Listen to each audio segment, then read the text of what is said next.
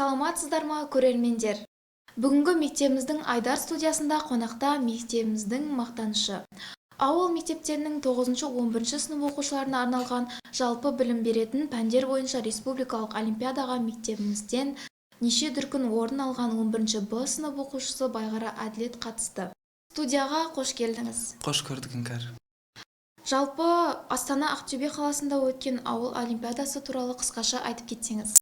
Ең алдымен өзімді таныстыра кететін болсам, мен номер 2 Бадамша орта мектебінің 11 Б сынып оқушысы Байғара Әділет. Ең алдымен Ақтөбе облысында өткен облыстық олимпиадаға тоқтала кететін болсақ, бұл олимпиада мен үшін өте бір үлкен сынақтардың бірі болды.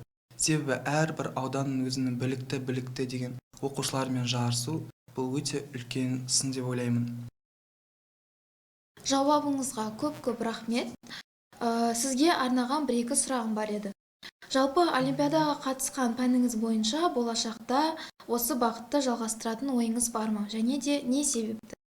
Әрине, осы олимпиадада таңдаған пәнім құқық пен ТЖТ пәні, және де құқық пәні және де құқық саласы бойынша мен алға қарай дамимын деген үміттемін. Және де алда келе жатқан ұлттық бірыңғай тестілеуде менің таңдау пәнім бұл құқық болады.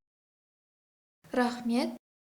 11 класс ретінде болашақ жас түлектерге қандай кеңес берер едіңіз?